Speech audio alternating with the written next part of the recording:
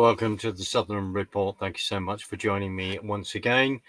I'm going to bring on my dear friend Bernie Arauz, and we are going to discuss the international law implications in regard to Israel, because he is the expert, and this is where we are going now.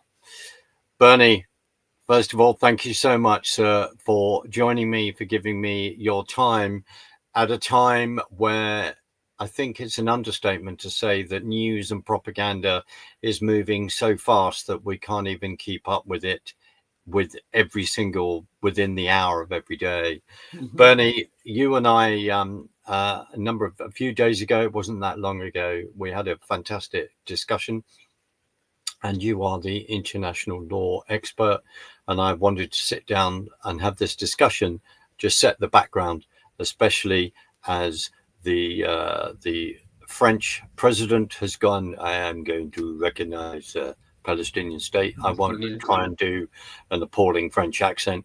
And now we've had, Starmer going, I'm going to recognize a Palestinian State. I'll try not to do the accent again. Now we've got Canada, Carney. We're just waiting for the pardon from Australia with Albanese. And I will just state this: they are all in my opinion, of a left-wing ideology. That's the way they think. So, Bernie, let's start. Could you explain the Montevideo conference, that legally, and how you then define a state in regard to border, governance setup, etc., against this whole thing of calling for a state that doesn't exist? Yeah, well, to start with, so you are asking me to explain the Montevideo Convention on the full title is the 1933 Montevideo Convention on the Rights and Duties of States. And what's happened there, well, it's part already of what we call an international law, customary international law. And basically, what the Montevideo Convention states is that for a territorial entity to become a state need to meet certain conditions under international law. One of the conditions that for every territorial entity to become a state need to have stable government, okay? You need to have a unified government. The second condition that you need to have is a permanent population for that territorial entity or a putative state to become a state under international law. And the other one need to have is the territory. So we need to have those ingredients. And finally, the capacity to enter into international relations. Those are the four fundamental criteria. That means that recognition of a territorial entity doesn't become a state simply by pure recognition, like the United Kingdom or France. I think around 140 states around the world, around that figure, has recognized the Palestine as a state. But what happened there, this is not this is not declaratory. This is it has been a unilateral political act of a state recognizing Palestine as a state, but it does not meet. Why it doesn't meet the criteria for of a statehood under international law? Yes, because we have a government, but the government is completely fractured. What we have is in the West Bank, the Palestinian Authority, not exactly in control of the whole territory, but certain areas. And you have Hamas in control in Gaza. And recently, after Starmer's potential recognition of statehood, they said they will not withdraw or disarm from Gaza unless a full sovereign Palestinian state is constructed, and with Jerusalem as the capital of the Palestinian state. Now, it's interesting because I haven't read that they said even East Jerusalem, but Jerusalem as the capital of the Palestinian state, which the language is very important. Can you see? So we have a fractured government, and that hinders the ability of the Palestinian Authority to enter into international relations, even though they have these so-called Palestinian embassies in different countries around the world.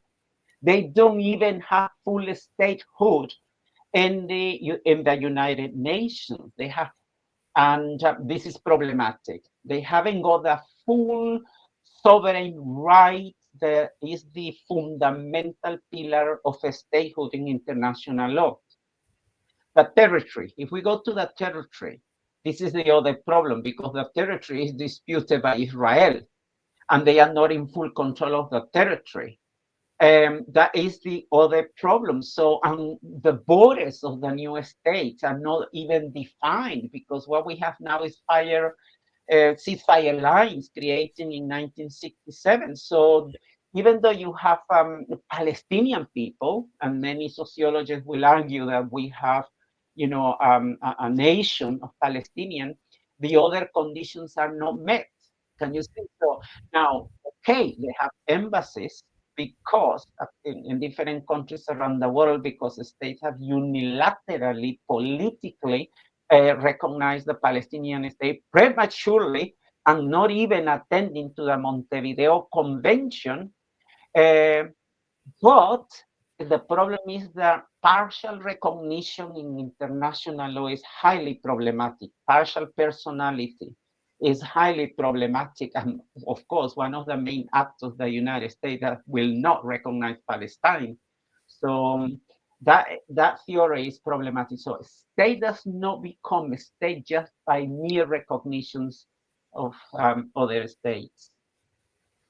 Bernie, would it be a fair thing to say that in regard, please clarify this for me, in regard to what under the Oslo agreements, which then they're then terming the West Bank, from Israel, they would term that the Judah and Samaria. Is that fair to say that, when was the last election that Abbas actually had? Hasn't he been elected? Right. There has not been a new election, in the last 20 years. Yes. Also to point out the amount of money that has gone in by the UN, which is from... Where is the money? Where is the money that has gone there? We have seen, especially since after the dreadful events of the 7th of October, that soon after that, drawing people's attention to the leadership of Hamas, who seem to be extremely wealthy, and then living in Qatar. The reason why I'm saying that in regard to the corruption that has then gone on are they then saying, we want to recognize a Palestinian state, so they want to join Gaza with the West Bank? So geographically, if they want to do that, that then means that Israel, you just want to get rid of Israel as a nation. You want to join it together and to have one state. Is that a fair point? Are we talking about here the delegitimization of the state of Israel? Exactly. The whole it contributes in time to this whole argument. Sorry, Bernie, I might not have explained that very well, but the delegitimization, absolutely right. Well, the Arabs traditionally have not recognized as a whole the state of Israel as a state. They have never recognized the state of Israel, and that is problematic because Israel is a sovereign state, and it has the full mark of sovereignty in international law, and it has is a full member of the United Nations. In that case, it has no bearing on the on Israel as a state, because this is a political act. It's not a legal act, so it has no bearing. But this issue of the legitimization of Israel is really dangerous, and because it's really at the core of the issue. As I see the situation, is basically the what it's not just the what Saudi Arabia was trying to normalize relations with Israel and other Arab states and so on and so on. But the core issue is that the existence of the state of Israel, and but I don't see how that it worries me more the approaches from the civil society organization. That worries me more than at the state level in the case of the Arabs, because we see all of these movements across the world, fueled, if you like, by positions of the UK and the French position, Absolutely. and now Canadian position of trying to recognize Israel, because you continuously hear, and this is one of the problems of Starmer's potential recognition of Palestinian statehood, that is attaching conditions of recognition, that the burden of the issue is placed on Israel, not on the Palestinian side, not on the Hamas side. And of course, and we can discuss that as to what the flows out of the recognition of Starmer is. But all of these organizations, if we hear that chanting, freedom, free Palestine from the river to the sea, to me, that is an absolute dangerous call, because they are calling for the destruction of the state of Israel, and of course, fueled by the foreign policy of now Western powers, except the United States and Arab states, which has not recognized the state of Israel, and also by this calling the destruction of the state of Israel. The question is, well, with that come Jewish people. I mean, being Jewish at this moment is really dangerous. They are in a dangerous situation. So can you see? So we got two problems, one here and the other one here. One at the lower at society level, the other is at state level. But this one at state level, like the Arabs, has been there for a while. And that doesn't worry me so much as the society level, this delegitimization of the state of Israel. Which is And the emotion that we see on the streets. Let's just remind ourselves the protests constantly that have gone on since the attacks just are on the in many ways since the 8th of October. The fact that they were outside the Israeli embassy, asking for restraint after 1,200 Israeli citizens were murdered, many injured, and 250 hostages then taken. We've seen that. We've seen all the marches from the river to the sea all over the UK, all over other Western countries, including Canada. And we have just seen a big march in Australia with 90,000 fronted by Julian Assange. I'll just put that out there. In Australia, soon after the attack, was an Islamic or a Muslim gentleman following Islam turning around and saying that he felt empowered by this. He was delighted with what had happened on the 7th of October. That's all out there nearly 2 years ago by the Sydney Harbour, by the Opera House. So you're absolutely to paint this picture emotionally of what is going on, Bernie. That to me means that we are having to work even harder at putting facts over, at putting that this is a nation state, period. The fact that if you said to them, well, Yasser Arafat with a PR company creating this whole sense of the Palestinians when they are Arabs, also, Bernie, and I'll be quiet in a sec, there is already a nation state for them. It's called Jordan. Why don't they recognize that, Bernie? What is the bottom line to that? Can you clarify the core Right, of I'm the just saying question? that there is already a nation state. It was Transjordan that then became Jordan, which is for where the Arabs could then live. In the context of them turning down a separate Palestinian state 4 times, does that lead us to say that this again contributes to the legitimization to absolutely just get rid of Israel as a nation state when they've already got a nation state, or many other Islamic countries around, including Egypt?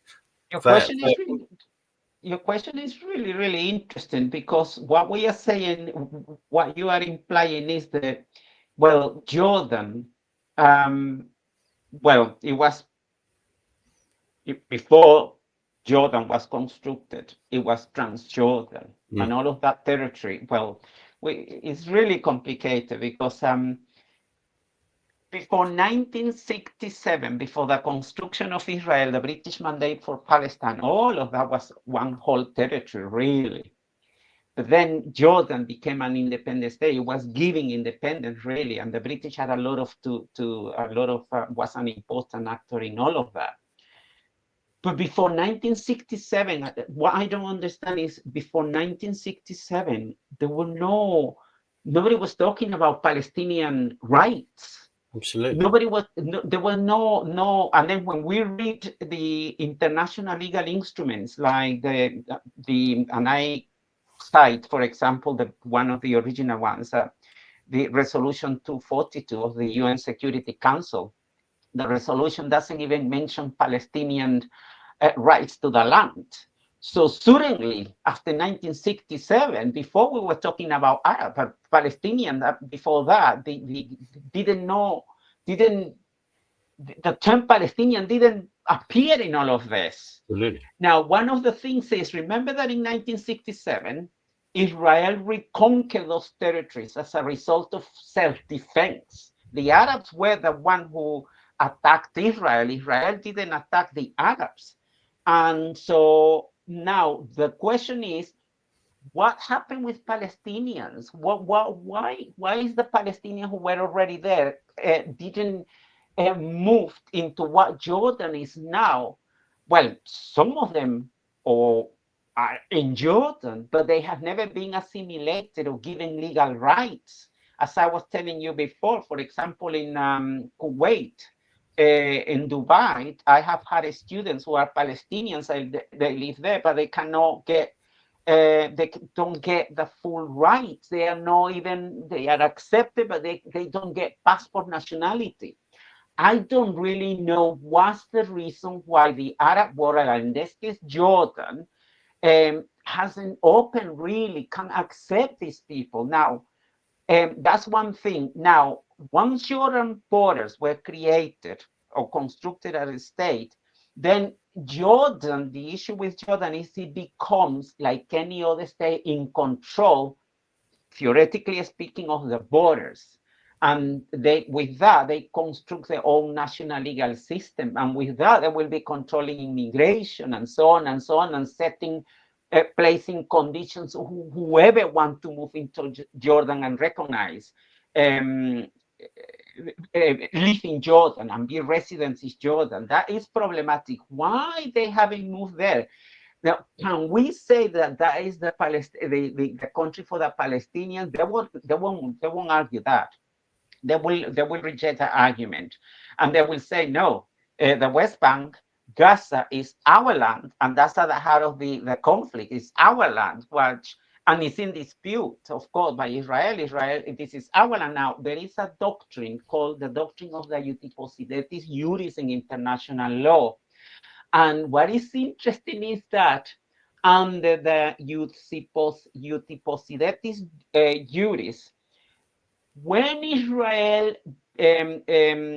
became an independent country, really, if we look at the maps at the time, all of that territory that the Palestinians claim are really part of Israel, because it's the boundaries that Israel inherited When it became as an independent state, remember the British were the colonial power there, really, and the mandatory, the country that was administering those territories. So that's why we have a difficult situation here. It is not easy for, and this is one of the serious problems that is Starmer's potential recognition of Palestinian statehood has. On one side, it's undermining Palestinian self-determination, if you like, because it's attaching statehood to conditions that Israel has met. Not as he's not implying that statehood is intrinsically an intrinsic right of Palestinians. But on the other side, for those one, on the other side of the argument who defend Israel legal rights, he is acting outside of international law and outside of the legal frame established by the doctrine of the Euthyposis, that is juris in international law. It's a really a big there is a big confusion here, and I don't know. I think he is into serious trouble. But Jordan will not accept Palestinians, and Jordan will not accept that Palestinians say this is our country. They will be seen as opponents like any other state.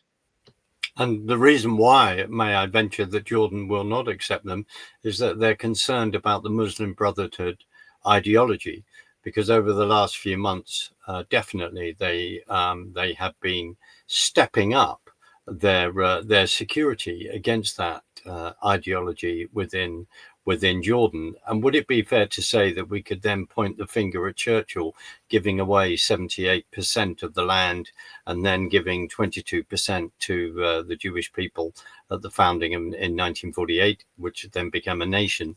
So that, as you've alluded to said, no, that land should have been theirs, but it's a separate state. Bernie, I don't want to put words in your mouth, but would it then be fair to say that by not allowing the Palestinians, the people of Gaza, the Arabs of Gaza, to then go into Egypt or anywhere else, it's then a weaponization to use against Israel? Is that a fair comment? Yes, from a political perspective, yes. It's definitely another tool to put pressure, on Israel.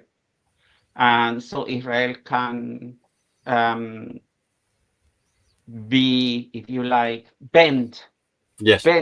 force Israel to comply with the demands on one side. And the second side is for their own security implications, because there has been a series of, a number of Palestinian terrorist groups in the West Bank and Hamas. And because these groups usually act, they are terrorist groups and they are embedded in civilian populations. So if they open the borders to allow Palestinians to enter into the Sinai Peninsula, where the Muslim Brotherhood in the past has been acting anyway, or Jordan on the West Bank, then the security implication is how are they going to detect or differentiate who is an innocent Palestinian who deserves protection and who is not, or who is a civilian, a guilty civilian in this context, who is a terrorist, in other words, that will be using the Sinai Peninsula or Jordan territory in order to plot, in order to concoct, terrorist attacks against Israel. So it's really difficult. So on one side, the security aspects, it's self-interest, really. But I suppose that one of the theories in international politics that countries are maximizing, increasing their own interest and its self-protection. So it's not as easy as the situation looks like or seems to be. But Israel has also its own security concerns. Can you see? So it has their own. That's why Israel cannot afford neither to let them all of these fire lines, ceasefire lines, as they were created in 1947, and after that, they are not borders, but if Israel opened those borders, or ceasefire lines, not borders, they are not legal borders in international law, but how is the same, is how that, what will be the security implication for Israel? So it's not as easy as it seems to be. And that's one of the things that worries me about demanding a ceasefire in Gaza, because a ceasefire in Gaza will give Hamas the break it needs, the breathing space, in order to reorganize itself, in order to find sources of weapons and so on, especially now that Iran has been weakened. But Hamas is still, I would say, is weakened, but still there. It's not as easy as it seems to be. No, and just to remind ourselves of the tunnel system that Hamas has actually built in Gaza, which is maybe as big as the London Underground, if not bigger. This is what we are dealing with, a terrorist group. And as you have said, and let's just remind ourselves, Bernie, Israel does the best it can to adhere to the Geneva Convention. I would say, this is where we are going wrong. That's where the mainstream media states that Israel is not following the rules of the Geneva Conventions, the rules of engagement, is breaking international law, international humanitarian law. But as I said before, is the problem is that you have a terrorist group in control in Gaza, is totally in control. He is controlling the civilian population. He is using it as center of gravity, and that is very difficult. They don't use uniforms as the Geneva Conventions demand. They don't open arms, carry arms openly like the regular soldiers, that you can see them, you can detect them, you can attack them. This is not a regular battlefield. It's an amorphous battlefield. So it's not a frontal battle. If that will be a frontal battle, then the Israeli army will come and exterminate them. But Hamas, the disparity of power is striking, is massive, and the technology that the army has. But this terrorist group is just using the civilian population. So in order to survive, it's very, very difficult. Now, in Israel, in my personal view, the army is following the Geneva Conventions. You might accuse the army of massive destruction, but nobody can come with a mathematical formula saying how to measure collateral damage or excessive collateral damage. Nobody will come to that. Everybody talk about Israel war crimes, excessive collateral damage, but nobody can come with a formula saying, how to measure it, number one. Secondly, by law, every commander who will execute an attack on a legitimate target, the commander has to carry out an assessment of the geography and the radius of the target before, in anticipation to the target. And I said in anticipation because this is, we're talking about proportionality. It's a prospective rule. And something that will happen in the future is highly problematic, because while you assess the situation, gather information in order to reduce collateral damage, while you do all of that, things on the ground has changed. Yes. Completely changed. There are many factors. So it's very, very difficult. In my view, the problem here is that Hamas is exploiting the rules of international humanitarian law, is forcing the army to attack, to defend itself in a civilian environment where they are really hidden. They are using the civilian population in Gaza like human shields. So Yes. how do you deal with that? How do you fight in those conditions? If you cancel any attack, then you are giving the advantage to the enemy, in this case, a terrorist organization, and by giving the advantage, he will attack you, he will attack Israeli civilians, innocents, create massive destruction, barbarities as the 7th of October, and then is that fair? Is that legally, does Israel have to limit the attacks or abstain from executing an attack in order to protect civilians in Gaza, but not protecting their own civilian population, its own civilian population, and the army as well. So how do we balance those two factors? How do we comply with the principle of proportionality on one hand and the principle of distinction? So it's really difficult. It's even, and then within the media, when you've got the BBC going, describing Hamas as some, that prescribed terrorist organization instead of actually calling it a terrorist organization.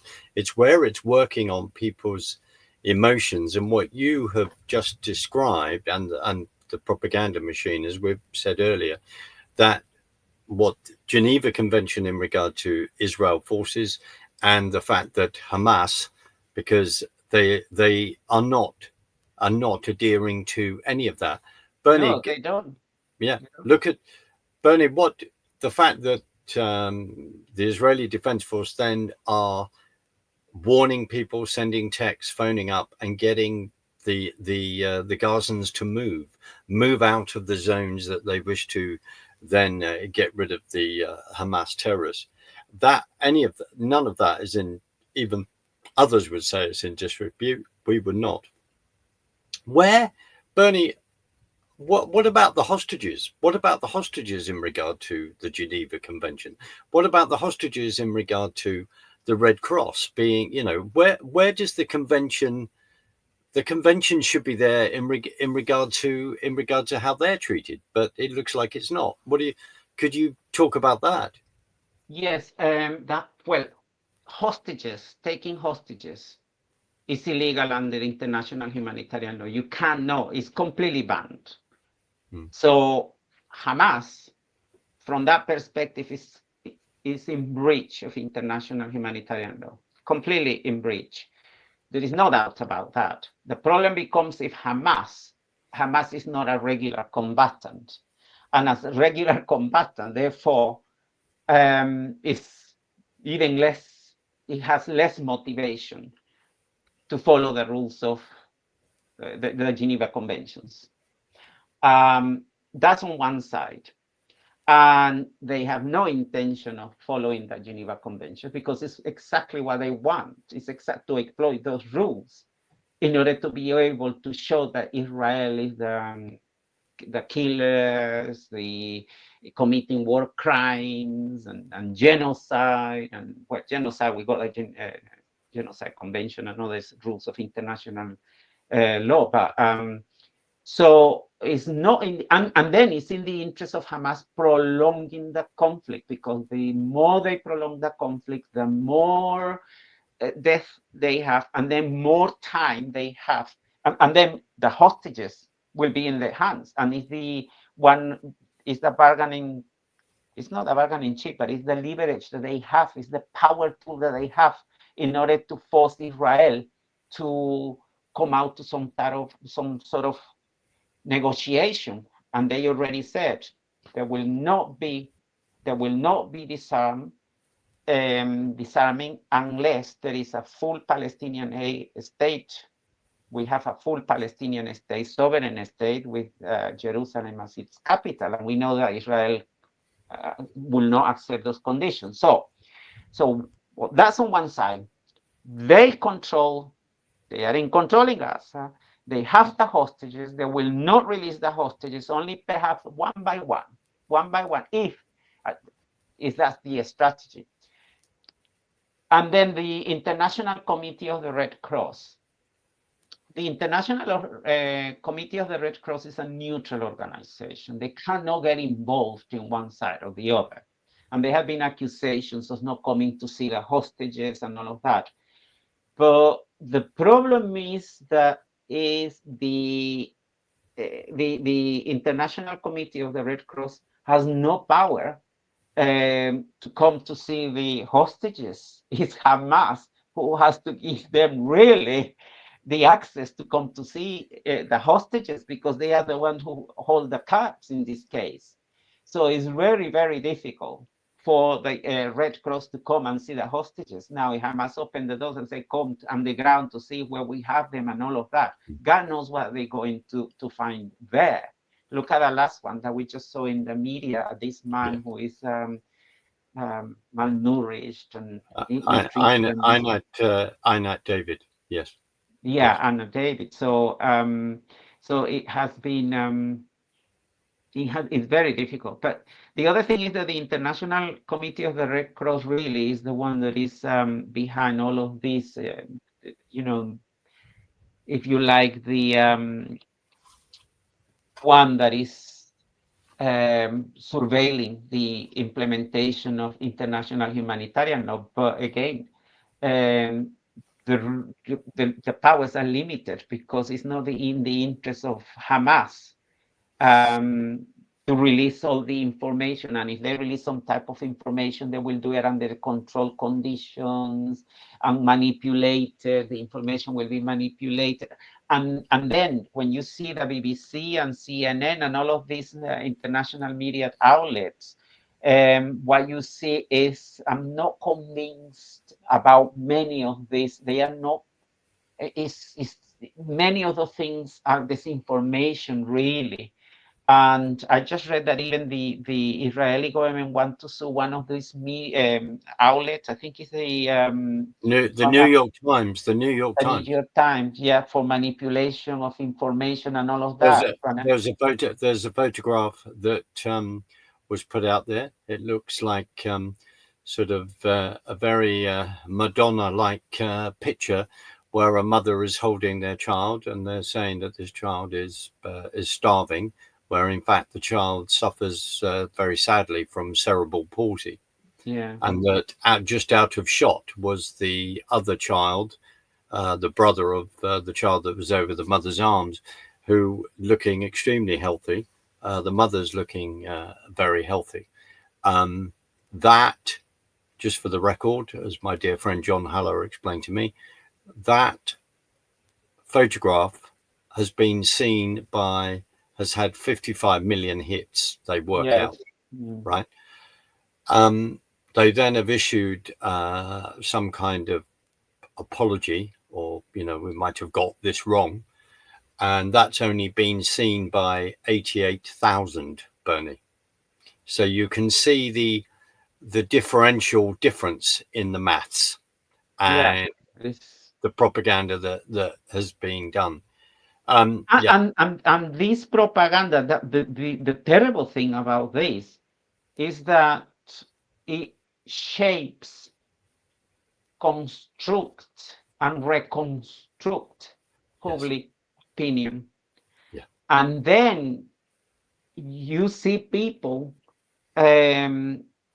repeating the BBC's position, CNN's position, and all of these media outlets without critically thinking what the issues are. I was talking to somebody, and then he was telling me, but you know, I like Israel. I am on the side of Israel, but I find it really, really hard defend Israel and not criticizing Israel.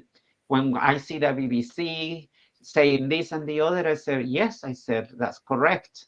I said, but you need to think about if you need to critically analyze if this information is accurate or not. You need to discern. We just cannot believe every single thing. Where do they get the facts, for example, about how many Palestinians have been killed? If it Hamas not releasing the numbers on one side, I said to him, so you need to analyze, is Hamas releasing numbers? The other thing is, how many of those ones they claim that have been killed in those numbers as being innocent civilians, and how many has not been, because part of the civilian population, and a big number I was reading the other day, still supports Hamas actions, and they shield Hamas actions. And when you become a voluntary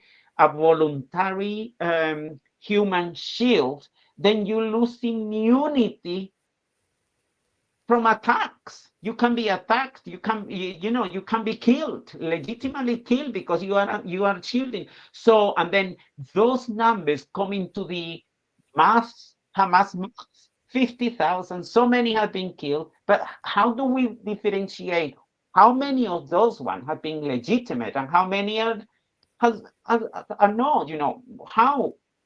There is no other way. And I said, that's one thing. And the other thing is, of course, we can criticize Israel. I do, others do, but legitimate criticism is one thing, but the legitimization of Israel and anti-Semitism is another thing.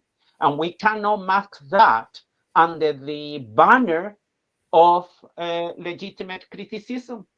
So we have to be really, really careful about this. I said to him, so you need to engage yourself in critical thinking and discern here what the issue is. But and then we went on to talk about Starmer, okay, the recognition. He agreed that recognition is misplaced and misguided and so on and so on. I say, of course it is, because indirectly Starmer is legitimizing Hamas actions by attaching demanding conditions of Israel, but framing recognition the things that he required from Hamas as expectations, not as formal demands. It's one-sided, and that's when we go wrong with his recognition. It goes in contrary to international law. Is not meeting the condition of the, he is not in line with the conditions established by the Montevideo Convention, as I said, on one side, but on the other side, on the other hand, is potentially entering into conflict with the UK Terrorist Act, because Hamas is proscribed as a terrorist organization. Can you see? But by recognizing a Palestinian state, indirectly he is accepting a terrorist organization that is in control in the Gaza Strip. So how is he? How there is a battle? Something is not right here. And then when he says that Hamas have to disarm, and then hand the control to the Palestinian Authority, those are not formal demands. These are our expectations. So there is a series of problems here. Absolutely, because by turning around as the Prime Minister of the UK, Keir Starmer, turning around and saying, well, let's just clarify this again, unless Israel stops the war in Gaza, otherwise we will push forward, we will recognize a Palestinian state. So as you just said, it's like saying, well, if you then do these terrorist acts, we in the end will have to recognize that. We will recognize what you want. And no, and I think many people in this country completely, personally, I think they disagree with that. Bernie, in the last sort of few minutes, it's a big question, but I think it's very, very important. The accusation of genocide. Could you explain, sorry, it sounds an awful question in many ways, but the legality of proving what a genocide is? How did that come about? The Genocide Convention, what they are saying is that Israel is committing genocide. Well, and it's highly problematic, the accusation, because they are saying that what Israel is doing is killing Palestinians for being Palestinians, and there are material conditions you have to look at when you are committing genocide, because of your ethnicity, because of nationhood, whatever your religion, etc. So you want to destroy an ethnic group, in other words. Mm. But the issue here is, in order to be able to prove genocide, you need to prove that Israel has the deliberate intention of killing an ethnic group, in this case Palestinians, and have a policy in place for that. So they will have to demonstrate that they cannot just infer that genocide is being committed because, let's say, high numbers of Palestinians are dying in the conflict on one side. Also, if we put a little bit aside that, the counter argument is what would have happened, or what could happen, if Israel doesn't have the Iron Dome, for example, to stop all the Palestinian rockets and so on and so on. The massacre, and look at the charter of Hamas, is terrible. Hamas existed to kill and exterminate Jews and exterminate the state of Israel.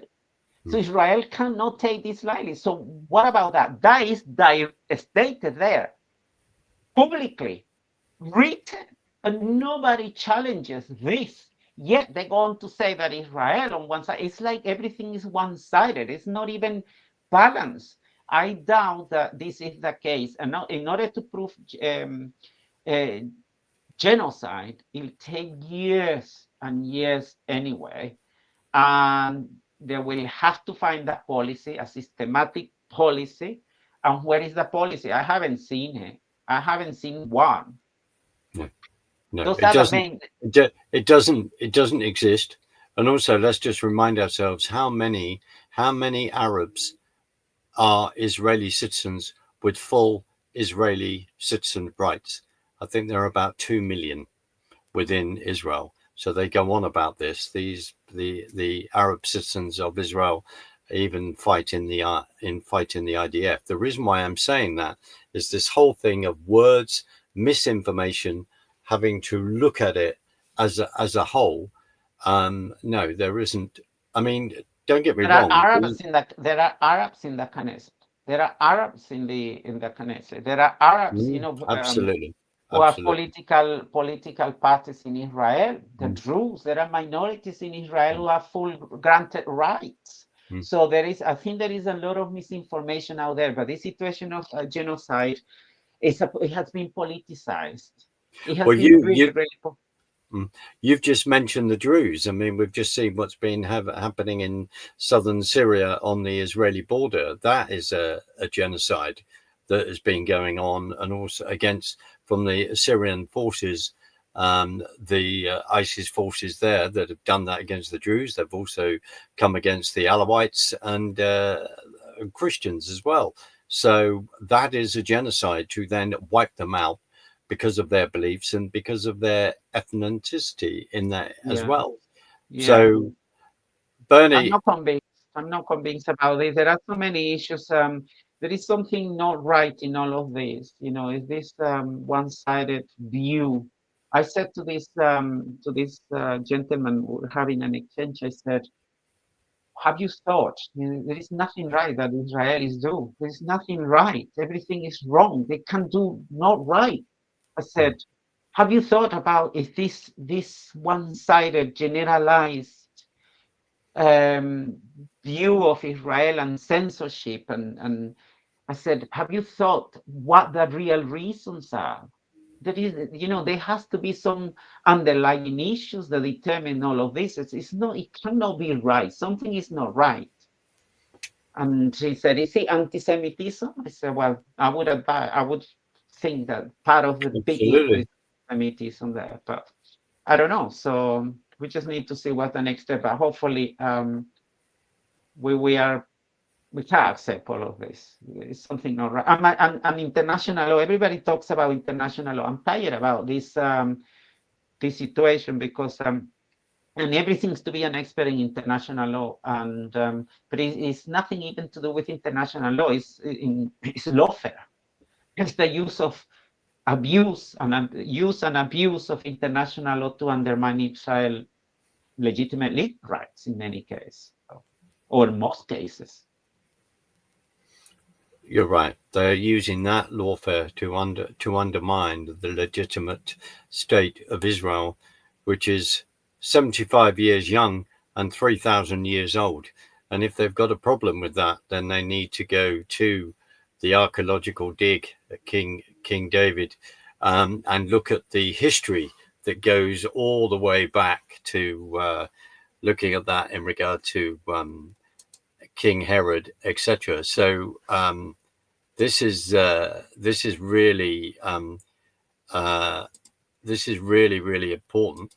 Bernie, I'm just something's just come up on my screen. Really, it's gone, which is really annoying. Which is the wonderful things of doing these recordings of technology, and when computers decide to fight back.